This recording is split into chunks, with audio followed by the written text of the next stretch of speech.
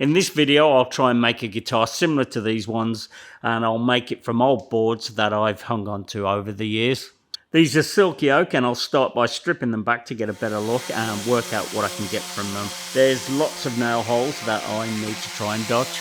This is only the second guitar I've built. I made one last year for the Great Guitar Build-Off. That was from a kit, but this one will be made completely from scratch. And this is also for the Great Guitar Build-Off, so you'll be able to buy a ticket for a chance to win it. I bought some plans to help with the process, as I really don't know what I'm doing. Anyway, let's get into it and start cutting some wood.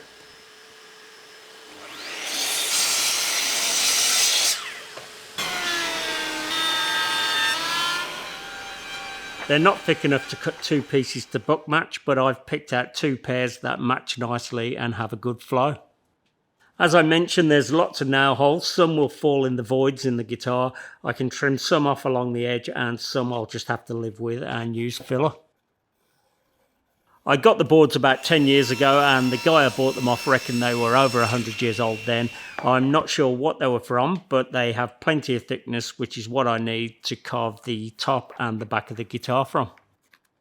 A guitar like this really should be done with plenty of time, over a few months. I don't have that though to meet the Great Guitar Build-Off deadline. I have 2.5 weeks. On top of that, I know very little about guitars, and even though I have plans, they're only dimensions and there's no instructions at all. I also need to film and edit the video in that time, which on its own is heaps of work. But even though it's going to be long days with early starts and late finishes, it should be fun. Even though I'm going to carve the top, I still need to flatten the boards to start carving on an accurate block. It's too thick for the thicknesser, so I'll have to flatten it by hand.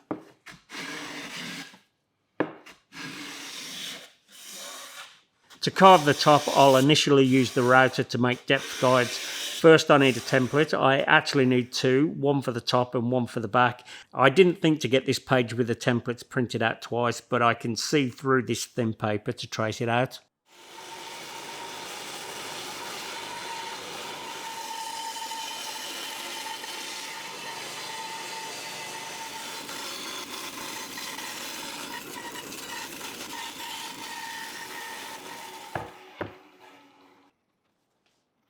I've set the height of the router bit for the outer section, so it's just a case of routing around that and to the line freehand. I'm trying to keep it accurate, and although it's not perfect, it is accurate enough and it will get evened out when I carve it.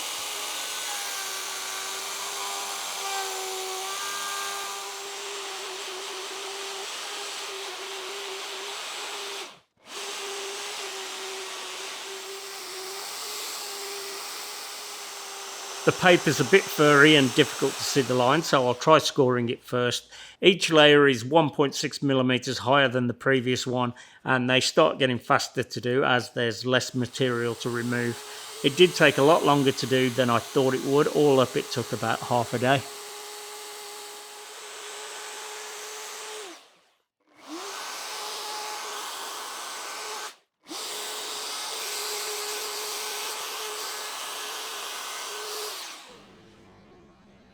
Now for the part of the project that I've really been looking forward to. It's a lot quieter and much more enjoyable than the router. I'm starting with a gouge to knock off all the corners and get it down so far.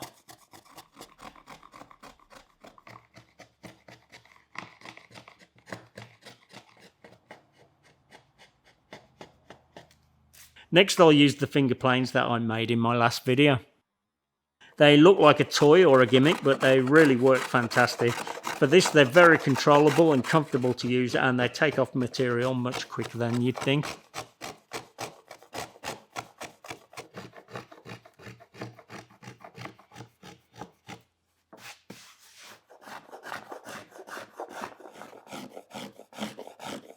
To finish it, I'll use a card scraper to even it out and remove all the tool marks.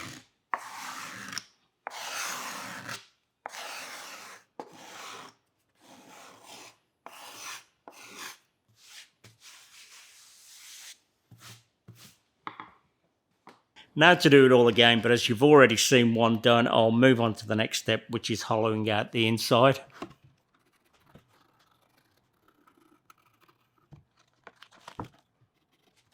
I've fixed the dowel to the drill press table and set a depth stop so I can safely drill down on any section of the guitar plate to a consistent depth.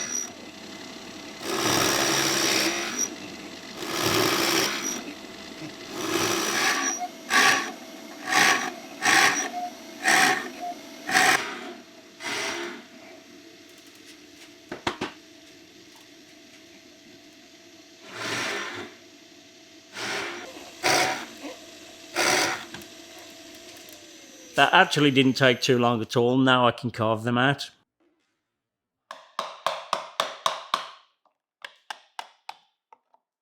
I've been using clean space respirators for a few years, and that's why I chose to reach out to them to see if they'd be able to offer a discount to my audience, and I reckon they came up with an awesome deal. At over $2,200, I know this is an expensive product, but for a limited time and to my audience only, Clean Space has put together a deal where you can save over $900 on the new Clean Space Ultra. The link is in the description below, and it's hands down the best respiratory protection that I've ever used. So if you're looking to protect your lungs for the work that you do in your shop, please click the link in the description below, because at $900 off, it can't stay it for long. It actually has to end this Monday at midnight.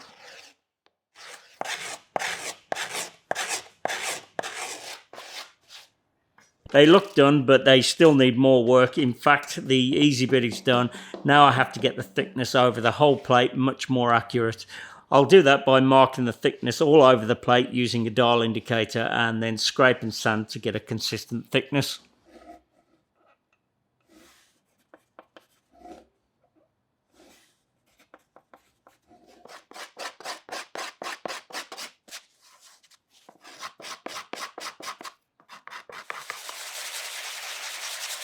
I could do this in a couple of passes and it would probably be good enough, but as it's a musical instrument that I'm hoping will sound great, I reckon these need to be good. So I ended up remeasuring and sanding around 8 times, which took me about 4 or 5 hours. That's the first piece of this huge puzzle done. I can put them aside and move on to the guitar sides. And for that, I'll try using this old pine board. I don't think I mentioned it earlier, but the rules of the Great Guitar Build-Off this year are to use recycled materials. I'll start by breaking the board down. I'll actually get a few parts of the guitar out of this, and I need to find sections without nail holes again, and this board has twice as many as the Silky Oak one.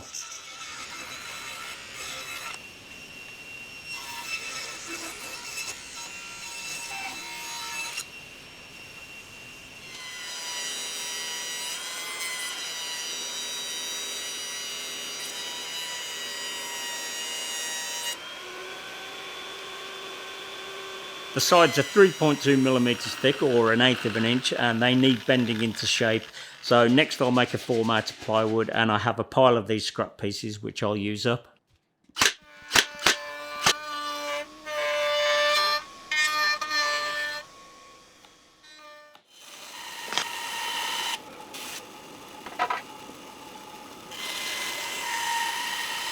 I steam bent some test pieces which I didn't film, but I can tell you that the pine didn't bend enough to match the form.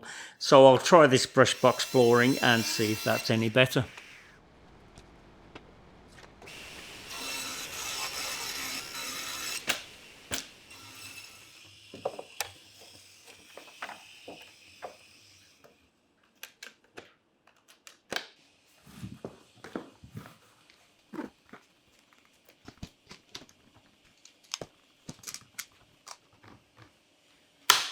It was looking better, but still no good, so I prepped some more and got them down to half the thickness, as I've decided to do it in 2 layers and laminate them together.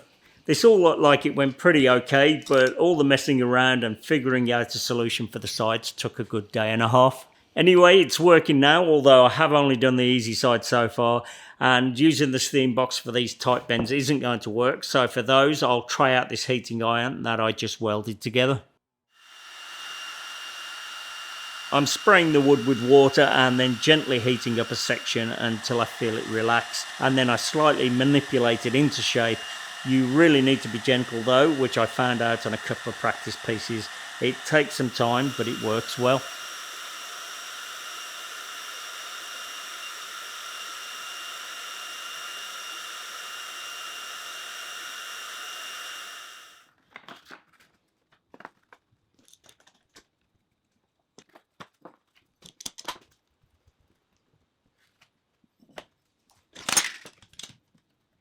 That's a big relief to get those shaped. It's late, so I'll lock up the workshop and take them out in the morning.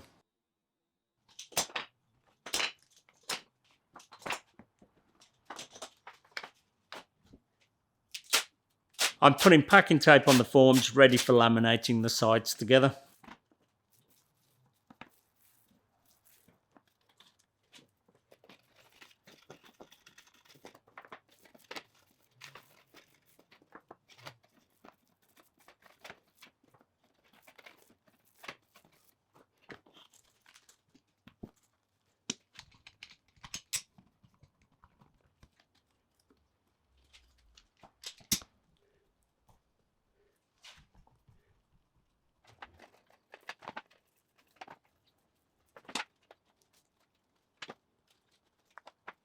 I'll leave the sides for a day or two and move on to the neck.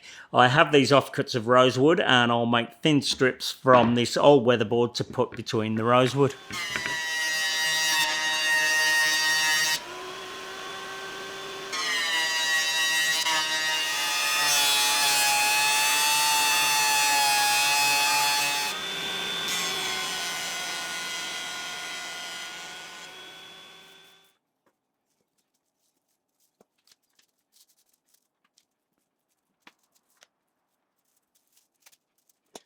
I also need to build up the one end of the neck to make the heel out of.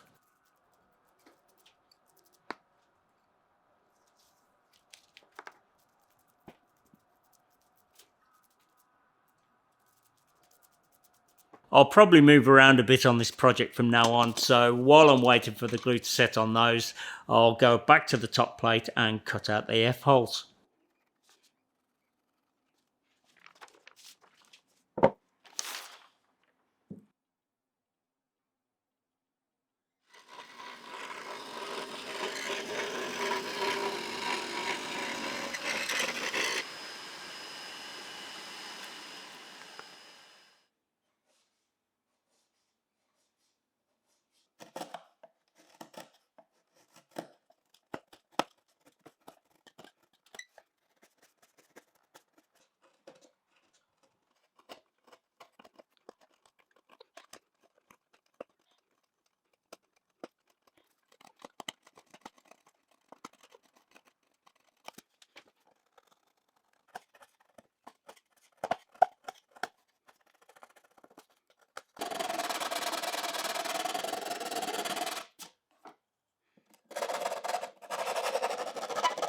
Carrying on with the top plate, next I'll make the time braces which need fitting precisely to the underside, and this is another time consuming task.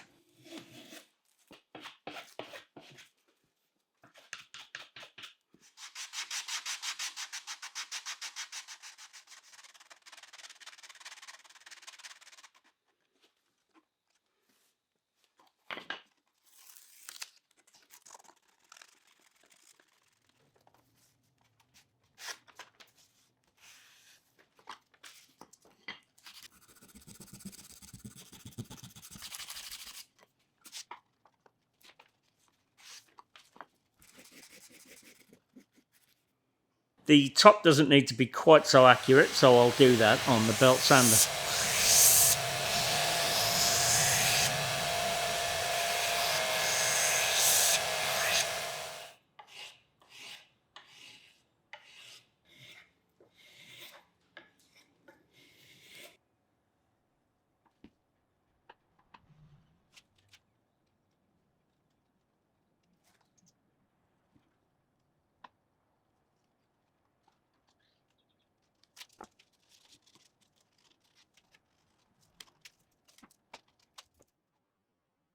I made these cross braces off camera, which need fitting in pretty much the same way, but these ones didn't take too long to do.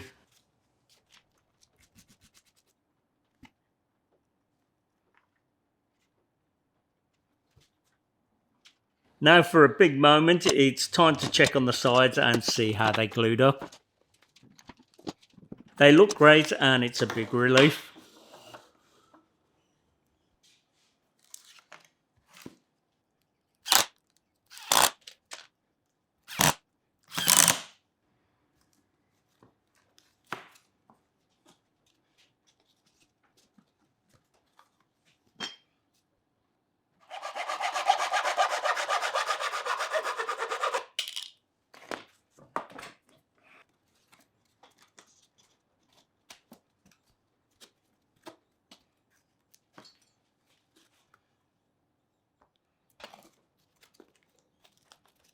To reinforce where the two halves meet, I need to cut out a couple of blocks, and for that I'm using Queensland maple.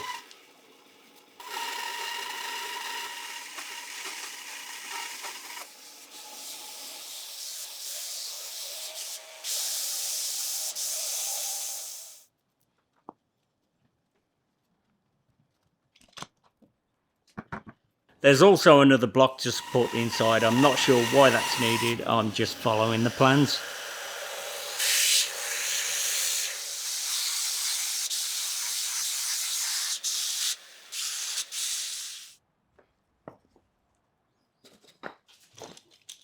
Next I'll make some lining to strengthen the sides and give more area for the top plates to get glued to.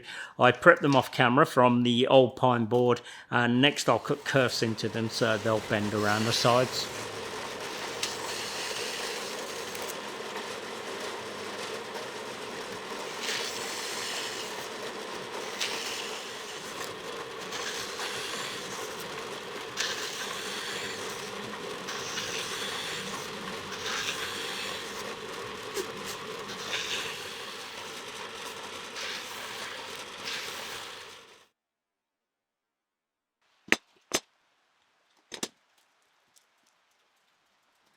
Before I glue on the linings, I need to trim down the sides to the correct height.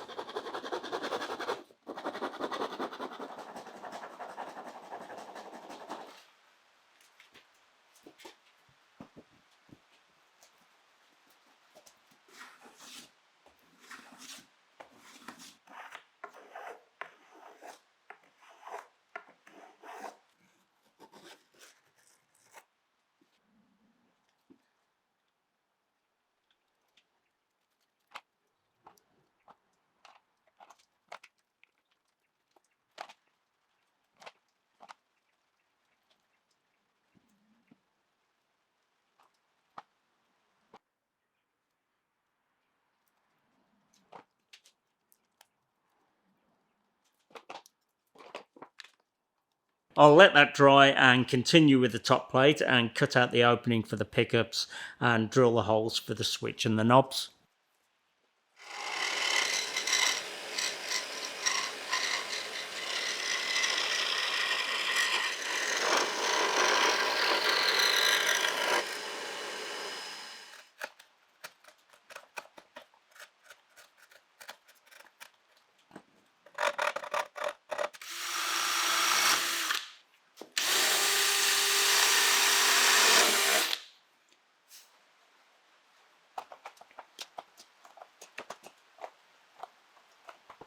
There's one last piece of reinforcement to the sides. In fact, there's 16 of them.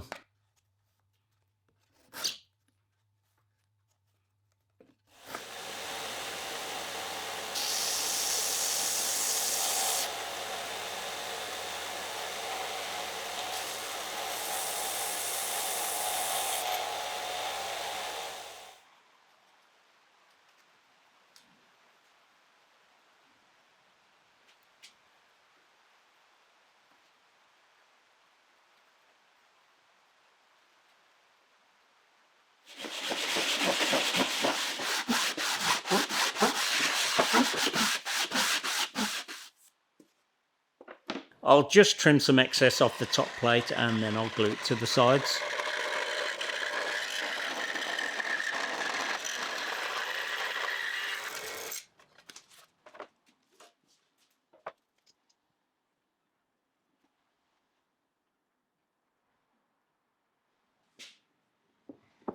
I made these clamps to hold the top down, and I wasn't thinking straight, as all it was doing was lifting the form up from the table.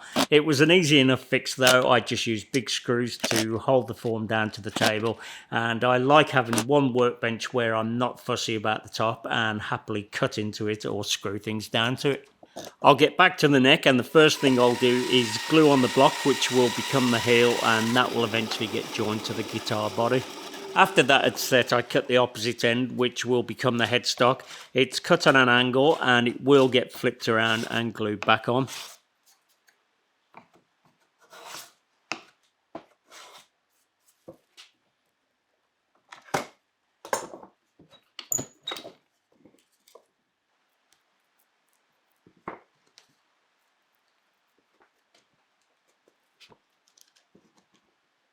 It's the next morning, so I'll remove the clamps on the neck and the guitar body and see how it looks.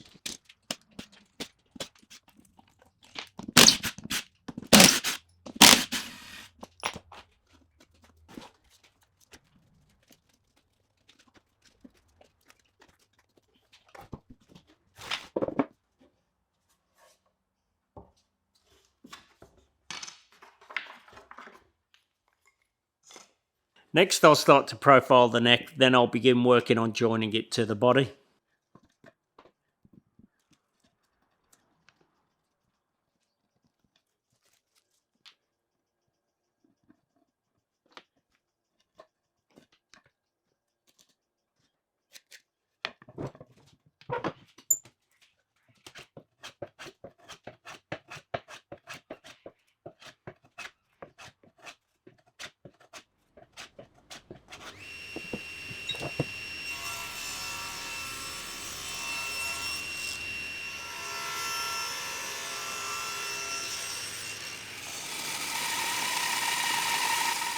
To join the two parts, I'll use a tapered dovetail.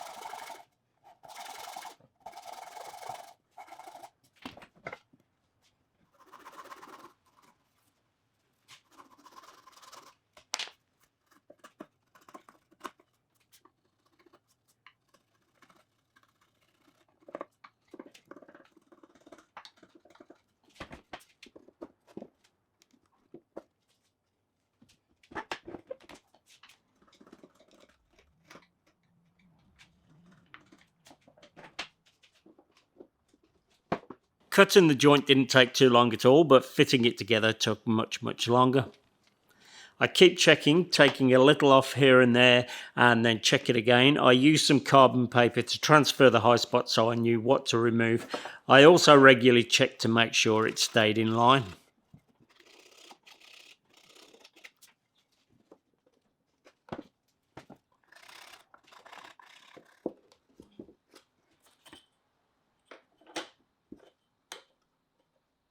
I need to glue on a shelf at the back, but first I need to remove a section of the dovetail for it to fit into.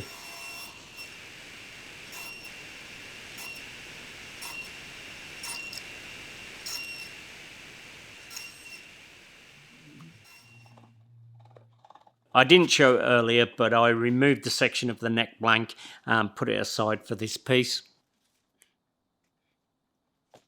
The neck needs a truss rod installing, which allows the neck to be adjusted and straightened, and to fit that I need to route a groove.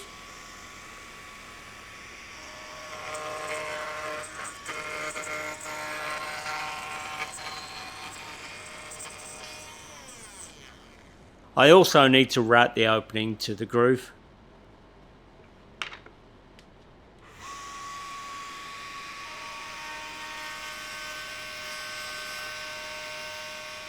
The truss rod can be adjusted with an Allen key and will bend in the middle in both directions to take out any unwanted bend in the neck. The headstock needs widening with wings, so I'll glue those on next.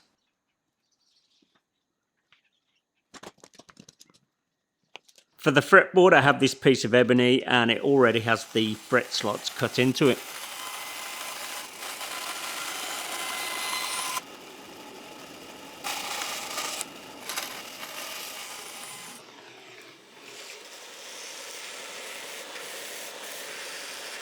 I'll add a veneer to the headstock, and this is from the same weatherboard that I made the thin strips for the neck.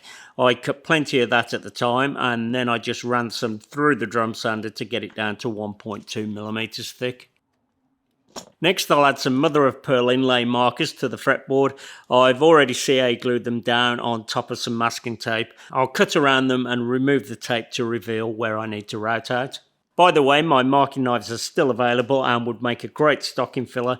I'm using mine heaps in this project and loving it. I'll put a link in the description if you want to treat yourself or one for someone else. I'll route it with a Dremel and a small end mill going close to the line, and then I'll clean up the edges with a chisel.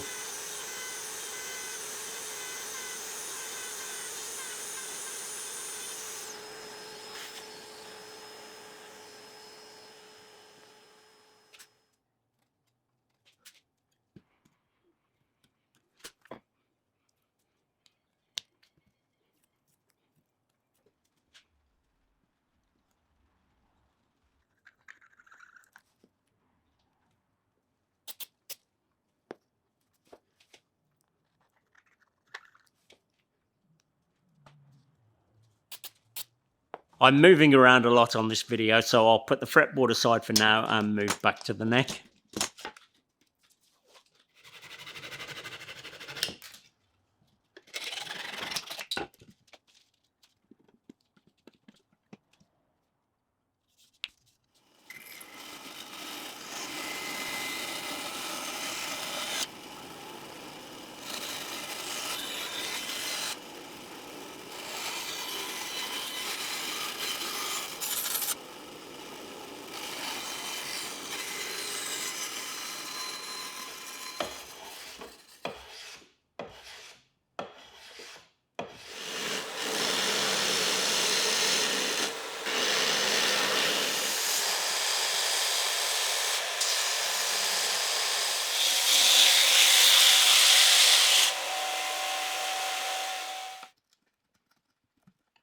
At this point I realised that I shouldn't have fitted the neck to the body earlier on, as I've dropped the neck down too low, so I glued in a couple of shims and now I'll set about fitting it again.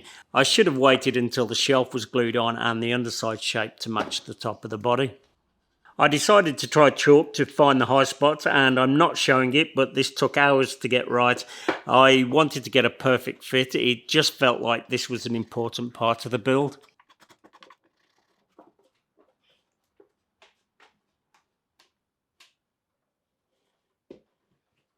I'm glad that's done, so now I'll put some binding around the fretboard.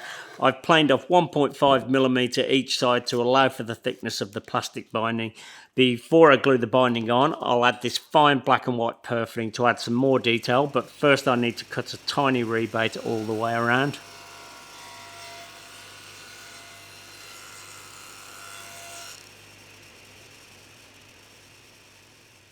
The sides are easy to do using the table saw, but for the shaped ends I'll use this crude marking gauge and chisel out the rebate.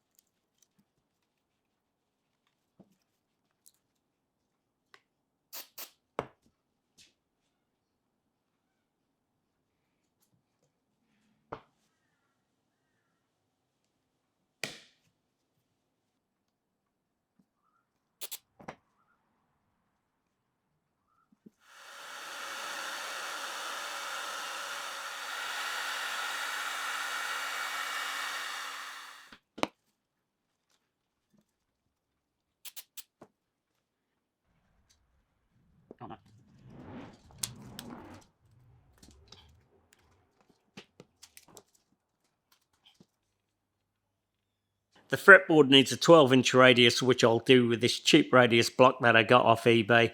I started with 80 grit and then went through the grits up to 320.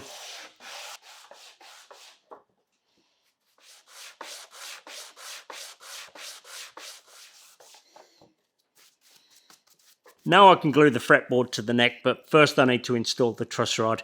That gets glued in either end, then covered with masking tape to avoid any glue running down and affecting its action.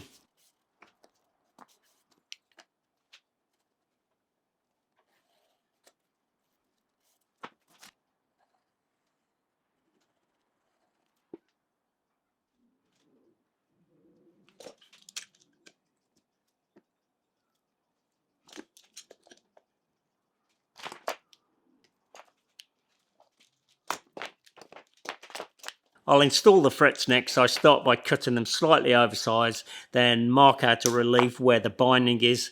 And to remove the relief, I've cut a slot in a block of wood, which I'll use to hold the fret while using the belt grinder. There's special tools to do this, but they still need filing down to finish them.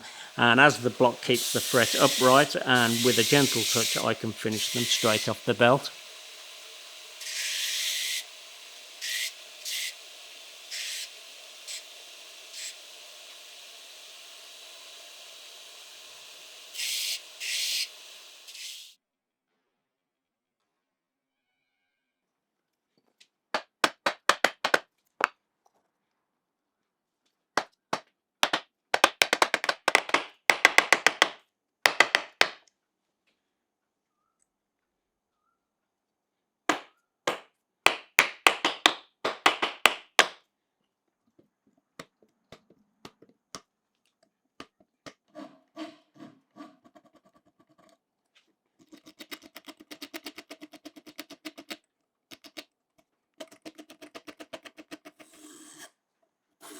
The frets still need more work, but I'll leave it at that for now and start shaping the neck.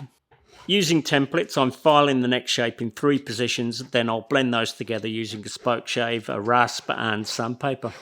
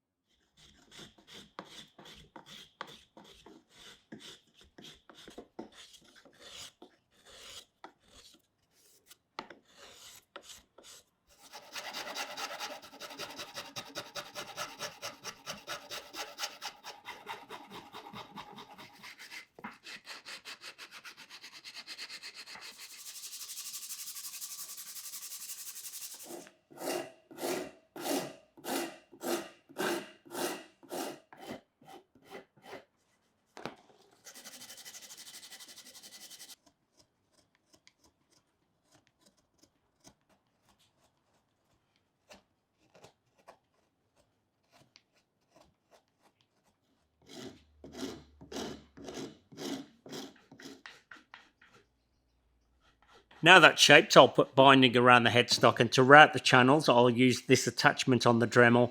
It allows me to position an offset between the bit and a guide roller to route the perfect size rebate. I need to make 2 rebates, one for this purfling and then one on the sides of the headstock for the binding.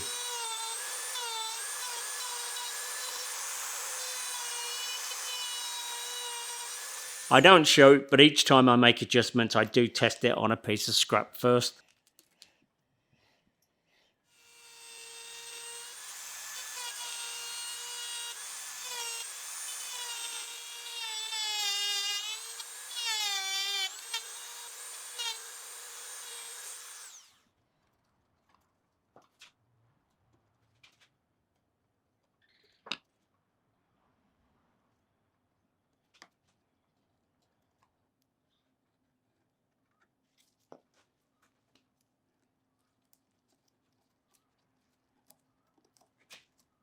An extra pair of hands definitely helped here.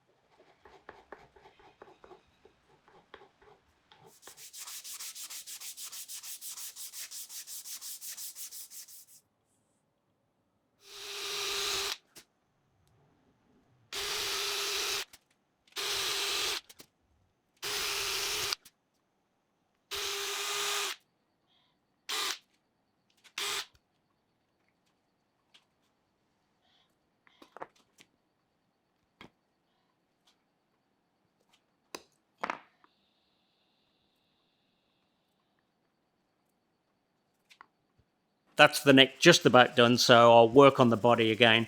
I'm soldering the electrics, which I'll then remove and glue the back plate on. The electrics will get fished through the openings later on.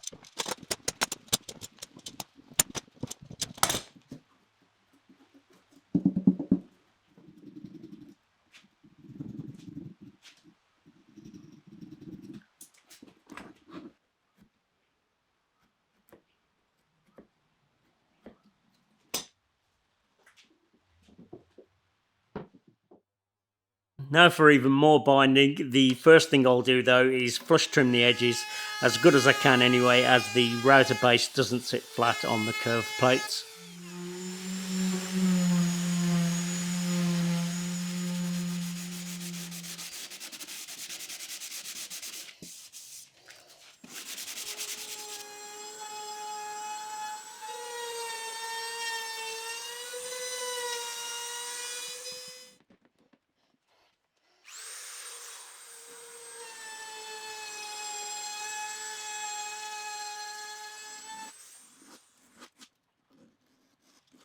I'll try something different with these bindings. I'll hold them all in position with tape and then I'll wick thin CA glue into the joints to fix them in place.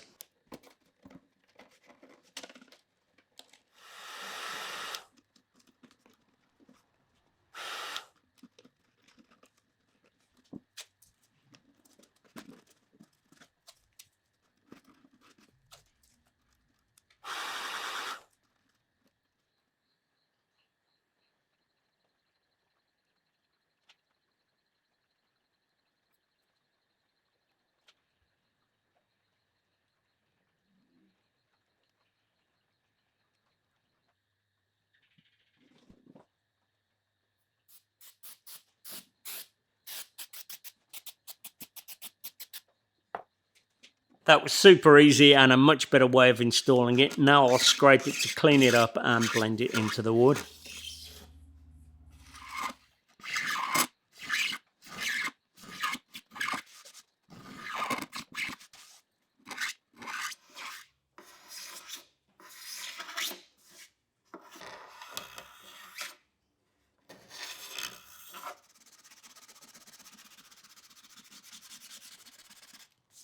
I still need to bind the F-holes and the back, but I didn't order enough. I'm waiting for that to be shipped, so I'll get on with a couple of other tasks that I need to do. I'll make a bridge out of this piece of ebony that my mate Luke gave me. I shaped it with files and the belt sander, and I fitted brass posts for the tune-o-matic bridge that gets fitted to it. Now I need to sand it to match the body.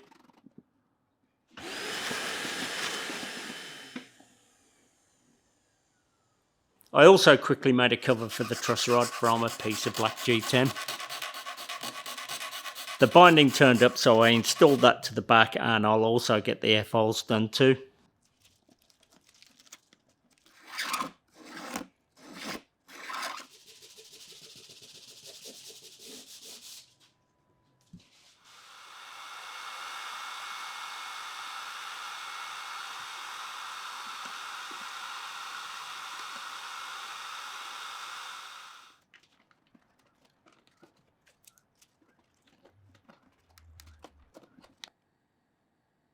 I'm running out of time fast to get the video done for the deadline.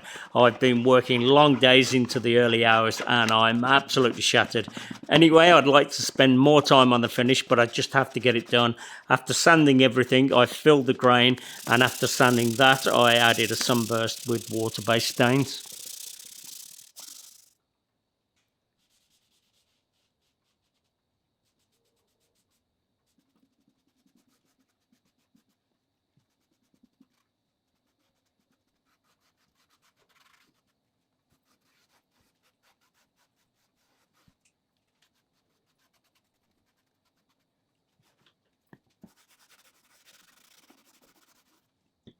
I only showed one coat of the stains, but it got several building up the colours.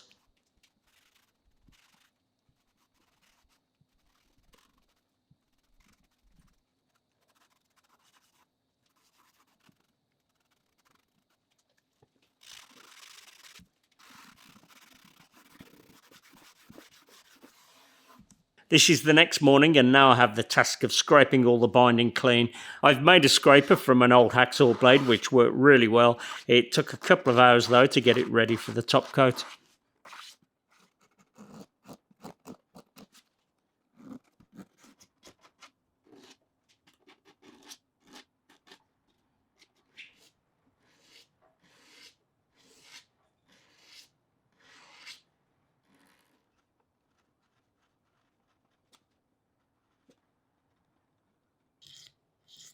I've decided to level and finish the frets now, and then I'll glue the neck to the body before I put the final finish on.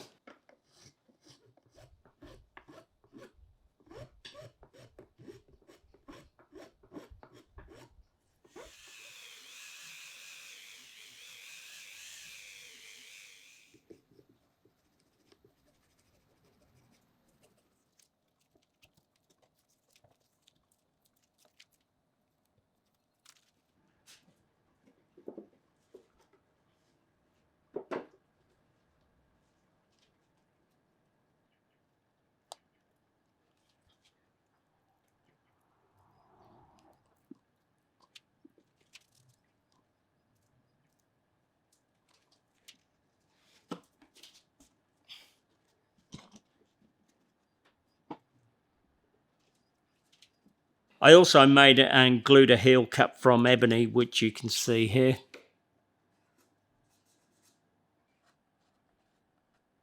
For speed and convenience, I'll spray the guitar with clear coat. I can't remember how many coats I put on, but it was about 6 or 7. If I had more time, I would have built the coats up even more, but I'm still happy with it, and the clear coat product was excellent.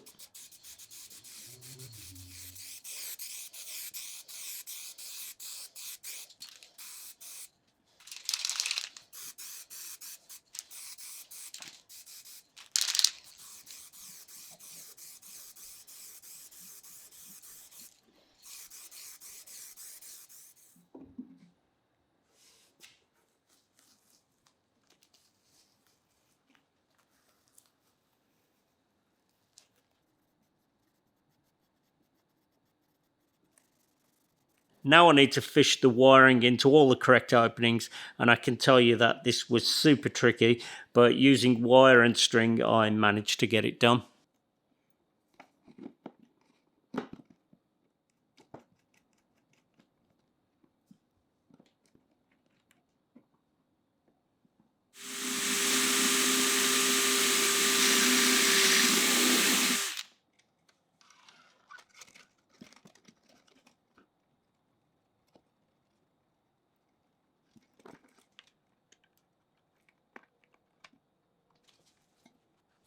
I ordered a tailpiece online and I was very disappointed with it. I was telling my mate Corin that I didn't have time to make one, and him being such a great guy made one for me and express posted it. It's a replica of an original Gibson L5 and it's absolutely stunning, and for me it's the highlight of the guitar. He does so much for other makers, so if you'd like to support him, check out his awesome handmade tools. I'll put a link in the description.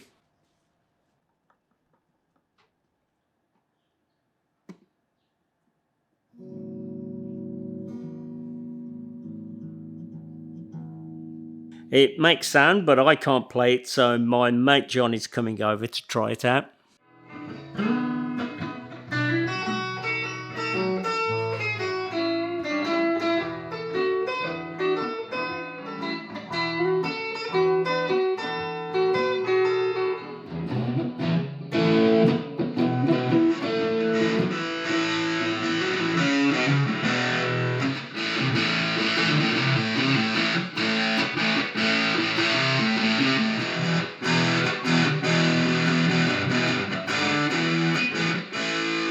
I'm super happy with it and I love the whole process, but I reckon another week would have been good. Anyway, hopefully you enjoyed the video. Check out all the other guitars in the build off and get yourself a ticket to win one. Thanks for watching, and I'll see you on the next one.